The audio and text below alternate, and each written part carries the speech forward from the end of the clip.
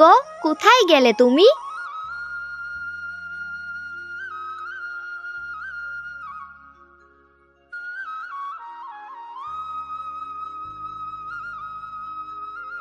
এই তো আমি বাইরেই ছিলাম, বলো কি হয়েছে? আমি তোমাকে বলতে ভুলে গিয়েছিলাম, কাল বিকালে বাবা এসেছিলেন, আমাদেরকে ষষ্ঠীর নেমন্তন্ন করে গেছেন। একেই হাতে কোনো পয়সা কড়ি নেই, তার উপরে কি করে নেমন্তন্ন খেতে যাব? নেমন্তন্ন যখন করে গেছেন তখন নেমন্তন্ন রক্ষা তো করতেই হবে। তার উপর এটা আমার প্রথম জামাই ষষ্ঠী। তুমি কিছু চিন্তা করো না, আমি দেখছি কি করা যায়। কি আর করবে তুমি? একেই তো আমাদের নুন আনতে পান্তা ফুরোই, তার উপর যে ষষ্ঠীতে যাব, শুধু মিষ্টি নিয়ে গেলে তো আর হবে না, সবার জন্য জামা কাপড়ও নিয়ে যেতে হবে। কি করে যে কি করব তা ভেবে উঠতেই পাচ্ছি না। তুমি শান্ত হয়ে ঘরে বসো, আমি দেখি মহাজনের কাছ থেকে কিছু টাকা ধার পাওয়া যায় কিনা।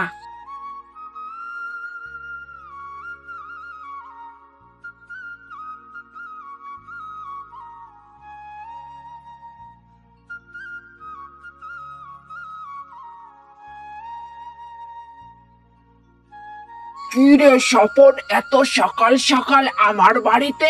তা কি মনে করে এসেছিস? আপনি তো জানেন মহাজন মশাই, এই বছর আমার প্রথম জামাই ষষ্ঠী। শ্বশুর মশাই নেমন্তন্ন করে গেছেন। কি করে যে জামাই ষষ্ঠীতে যাব তা ভেবে উঠতে পারছি না। ঘরে একটা টাকাও নেই, তার উপরে জামাই ষষ্ঠীর নেমন্তন্ন। কি করে যে রক্ষা করব? তা জামাই ষষ্ঠীর নেমন্তন্ন আমাকে শোনাচ্ছিস কেন?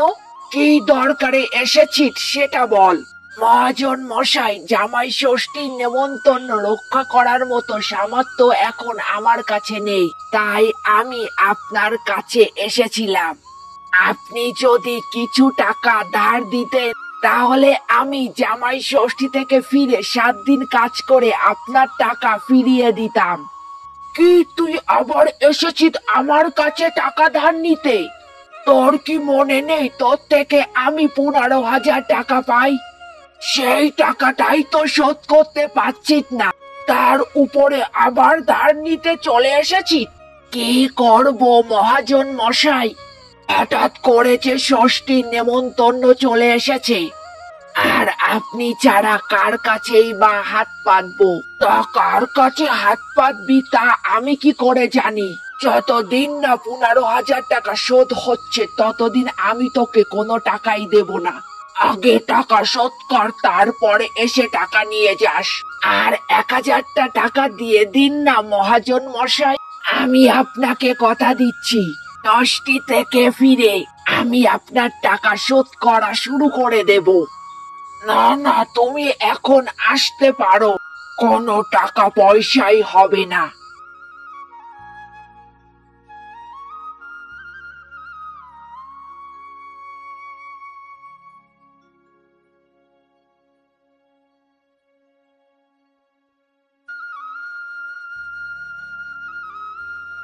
তা হ্যাঁ গো, টাকা পয়সার কি কোনো ব্যবস্থা হলো? না, মহাজন মশাইকে অনেকবার বললাম, উনি আমাকে কোনো টাকা পয়সা দিতে রাজি হলেন না। বললেন আগের টাকা শোধ না হলে কোনো টাকাই দিবেন না। তাহলে তাহলে এখন কি করবে? আর এদিকে ষষ্ঠীরও তো বেশি দিন বাকি নেই। সেটাই ভাবছি গিন্নি, কি করেছে ষষ্ঠীর নেমন্তন্ন রক্ষা করব। আর এদিকে মহাজন মশাই যখন টাকা দিলেন না, তাহলে আর কার কাছে হাত পাতবো? ইস, আমি যে কেন তখন বাবাকে বলে দিলাম না যে এবছর আমরা ষষ্ঠীতে যেতে পারবো না। যদি বলে দিতাম তাহলে আর কোনো ঝামেলাই থাকতো না, আমরা রোজের মতোই চলতাম। না না গিন্নি, তুমি কি বলছো? আমাদের প্রথম জামাই ষষ্ঠী, আর আমরা যদি শ্বশুর বাড়িতে না যাই তাহলে ওনাদের তো মন খারাপ হবে। তা আমিও জানি, কিন্তু ষষ্ঠীতে যাওয়ার মতো টাকা তুমি জোগাড় করবে কিভাবে? ভগবান চাইলে ঠিক কোনো না কোনো একটা ব্যবস্থা হয়েই যাবে। ঠিক আছে, ষষ্ঠী নিয়ে পরে ভাবা যাবে। এতটা পথ হেঁটে এসেছো, খাবার খাবে, চলো। চলো, আমারও ভীষণ খিদে পেয়েছে।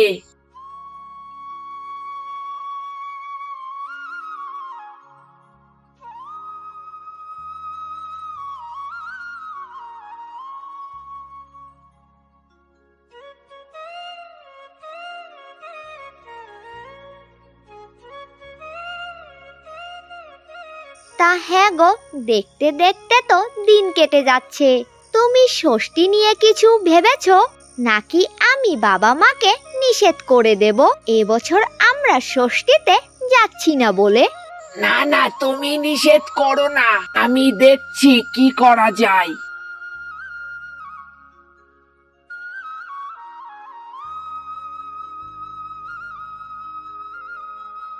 কালু, বাড়িতে আছিস?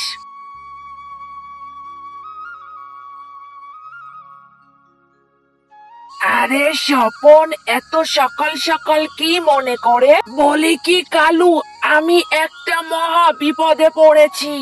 এই বিপদে তুই একমাত্র ভরসা, আর কোনো রাস্তা না পেয়ে তোর কাছে আসতে হলো। কি হয়েছে বল, বললে তো জানতে পারবো। সমস্যাটা কি তোর মনে আছে কালু? তোর বিপদের সময় আমি মহাজনের কাছ থেকে 5,000 টাকা ধার করে এনে দিয়েছিলাম। সেই টাকাটা তুই যদি এখন আমাকে দিতি, তাহলে আমি জামাই ষষ্ঠী নেমন্তন্নটা রক্ষা করতে যেতে পারতাম। তোমাকে টাকাটা দিতে পারছি না বলে আমি লজ্জিত স্বপনদা, কিন্তু এই মুহূর্তে একটা টাকা দেওয়ার মতো সামর্থ্য আমার নেই। ও ঠিক আছে কালু, তাহলে আমি এখন চলি, দেখি অন্য কোথাও থেকে ব্যবস্থা করা যায় কিনা। বছর কানেক হলো স্বপনদা আমার কাছে টাকাটা পাই, কোনদিন আমাকে টাকাটার কথা জিজ্ঞাসা পর্যন্ত করেনি। হঠাৎ করে যখন আজকে এসেছে, তাহলে টাকাটা খুবই দরকার। হে সৃষ্টিকর্তা, তুমি স্বপনদাকে সাহায্য করো।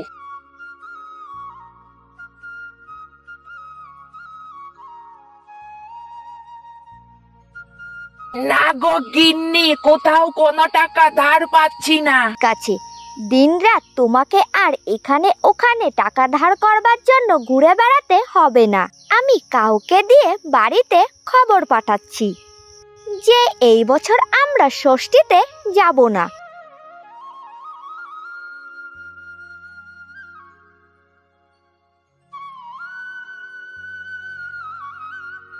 বলে কি গিন্নি, একটু এই ঘরে আসো তো।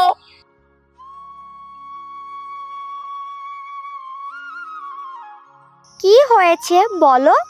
কারো কাছ থেকে তো কোনো টাকা পয়সা পেলাম না, তাই এই বাসনগুলো বিক্রি করে ষষ্ঠীতে যাওয়ার মতো কয়টা টাকার ব্যবস্থা করে নি।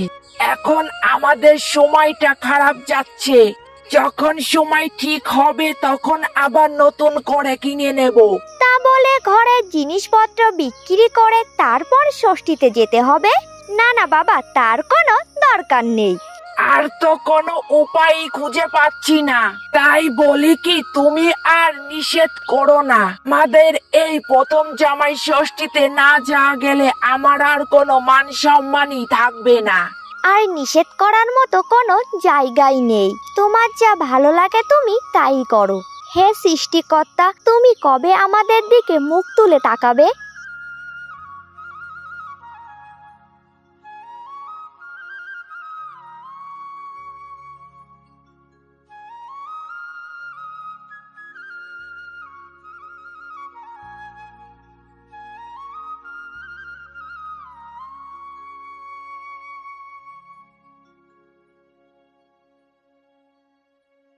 সুবলদা, এই বস্তাতে ঘরের কিছু জিনিসপত্র আছে, দেখো তো এই জিনিসগুলো বিক্রি করলে কত টাকা পাওয়া যাবে।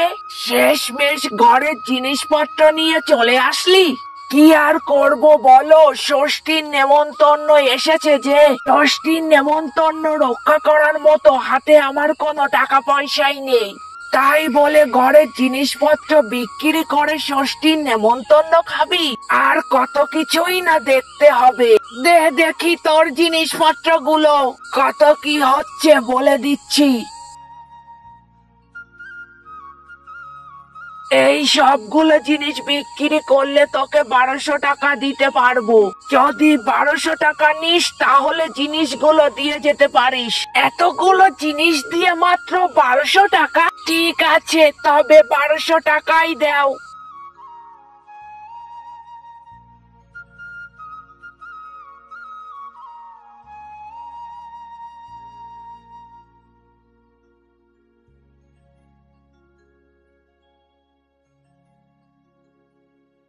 মাত্র 1200 টাকা পেলে? এই 1200 টাকা দিয়ে কি হবে? কি করব বলো? বিক্রি করার মতো ঘরে তো আর কোনো জিনিসই নেই। আমি বলি কি, বাড়িতে কারোর জন্য কোনো জিনিস নেওয়ার কোনো দরকার নেই। হাতে করে কিছু মিষ্টি নিয়ে যাব। 1 থেকে 2 দিন থাকবো, তারপরে আবার বাড়ি চলে আসবো। ঠিক আছে গিন্নি, তোমার যা ভালো লাগে তাই করো। হ্যাঁ গো, চলো সকাল সকালই বেরিয়ে পড়ি। যেতে অনেকটা সময় লাগবে। ঠিক আছে, চলো তাহলে বেরিয়ে পড়ি।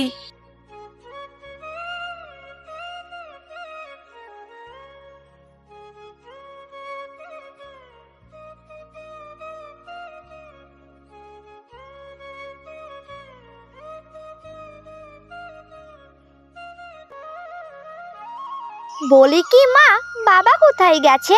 বাবাকে দেখতে পাচ্ছি না যে। ওদের বাবা তোদের জন্য অপেক্ষা করতে করতে এই মাত্র বাজারের দিকে গেল। বাবা, তোমরা তাহলে এখন হাত মুখ ধুয়ে নাও, তোমার শ্বশুর এখনই আসলো বলে। ঠিক আছে মা, আমরা হাত মুখ ধুয়ে নিচ্ছি। চলো গিন্নি, আমরা হাত মুখ ধুয়ে আসি। হ্যাঁ চলো।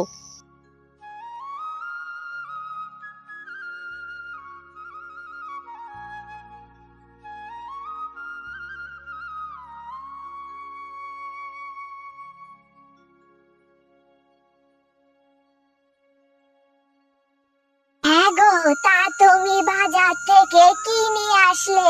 তা কি আর আনবো, ষষ্ঠীর বাজার। বাজার থেকে 2 কিলো পাঁঠার মাংস আর একটা বড় কাতলা মাছ নিয়ে এসেছি। তা বলি কি গিন্নি, মেয়ে আর জামাই কি এসেছে?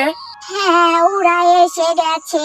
তা ওরা কি নিয়ে এসেছে? অবশ্যই আমার জন্য 2টি পাঞ্জাবি নিয়ে এসেছে, আর তোমার জন্য ভালো শাড়ি। আসতে বলো, ওরা শুনতে পাবে যে। কেন আসতে বলবো কেন?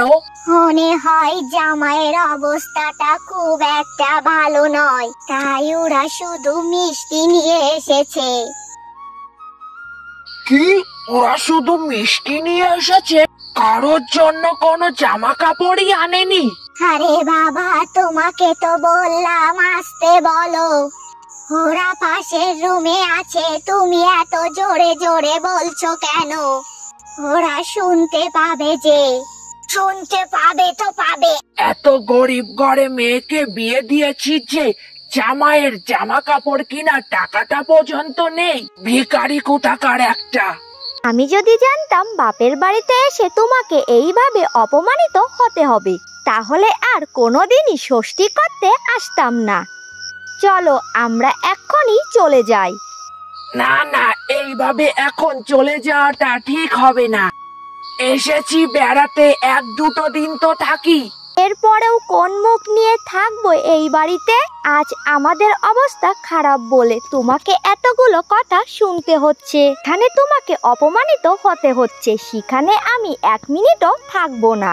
আরে বাবা, ওরা গুরুজন, ভুল করে 2-1টা কথা বলে ফেলেছে, তাই বলে রাগ করে চলে যেতে হবে? এখন আমাদের সময়টা খারাপ যাচ্ছে, যেখানে যাব সেখানেই তো কথা শুনতে হবে।